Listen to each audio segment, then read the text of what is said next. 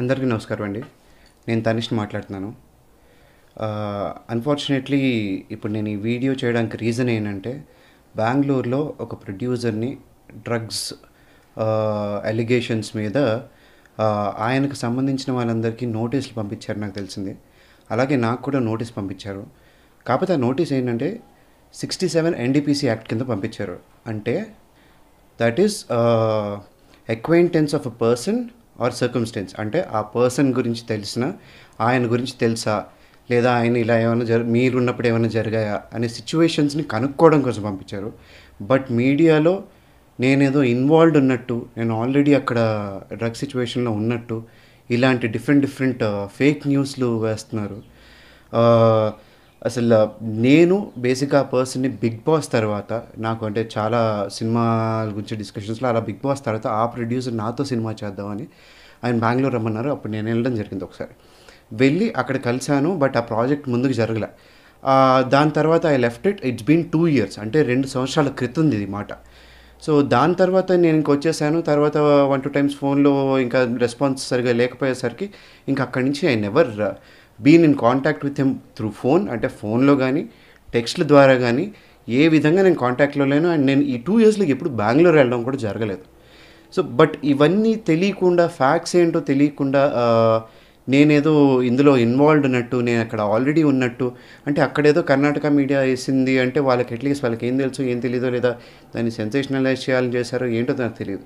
But even మన Telugu media, ఇక్కడ Telugu media at least నన్ను ఒక మాట కూడా అడగకుండా ఇష్టం వచ్చినట్టు వేయడం నిజంగా అది బాధకు గురి చేస్తుంది. బికాస్ ఇలా ఈ 2 yearsలో కూడా నేను ఒక హండ్రెడ్స్ ఆఫ్ ప్రొడ్యూసర్స్ అండ్ డైరెక్టర్స్ని కలిసి ఉంటాను. That is for sure. So ఎవరికి ఏం జరుగుతుందో ఈ 2 yearsలో ఎవరేం చేస్తున్నారో మనకు ఎలా తెలుస్తుంది?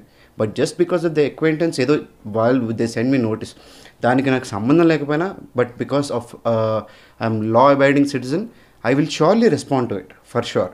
కానీ ఇక్కడ నిజంగా బాధ కలిగించే ఇష్యూ ఏంటంటే ఇలా మీడియాలో రావడం, ఈ విధంగా రావడం. Because this is very sensitive issue అండి.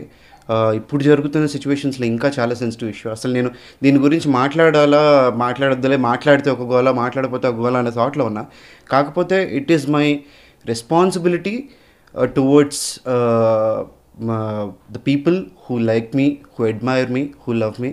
అలాగే నా ఫ్యామిలీ గురించి కూడా నేను ఆలోచించి ఇప్పుడు నేను ఓపెన్ అప్ అయ్యి మీకు ఒక క్లారిటీ ఇవ్వాలని డిసైడ్ అయ్యి I'm telling you all this. So media పీపుల్కి నేను రిక్వెస్ట్ చేసేది ఒకటేనండి, ఏదైనా ఇది ఉంటే at least you ask me and confirm it, and then మీరు దాన్ని క్లారిటీగా తీసుకొని మీరు వేసినా పర్లేదు. బట్ ఫ్యూ న్యూస్ ఛానల్స్ నిజంగా, అండ్ ఐ రెస్పెక్ట్ దెమ్, వాళ్ళు నాకు ఫోన్ చేసి క్లారిటీ తీసుకుని ఉన్నది ఉన్నట్టు వాళ్ళు ఆలోచించి they have understood my situation and they understood what is it exactly.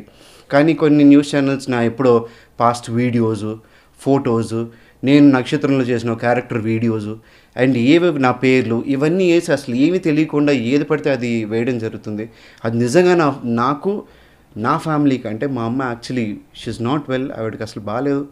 ఆవిడ ఆలోచించండి ఆవిడ పరిస్థితి ఎలా ఉంటుందో. ఆల్రెడీ ఇలాంటి ఒక ట్రామా ఆల్రెడీ ఒకటి జరిగింది. అండ్ బట్ దాని తర్వాత when there was nothing also, దానికంటే ఒక క్లారిఫికేషన్ ఎప్పుడు మీడియా ఇవ్వలేదు. బట్ ఆ ట్రామా మేము, నా ఫ్యామిలీ అందరం ఫేస్ చేయడం జరిగింది. సో అదే ట్రామా మళ్ళీ నా ఫ్యామిలీ ఫేస్ చేస్తుంది ఫర్ నో రీజన్ అంటే ఐ కాంట్ టేక్ ఇట్ అండి. So I humbly, because I respect media a lot. నేను 22 years నుంచి ఇండస్ట్రీలో ఉన్నా, అండ్ నేను చిన్నప్పటి నుంచి మీడియా వాళ్ళతో కలిసి ఉన్నా.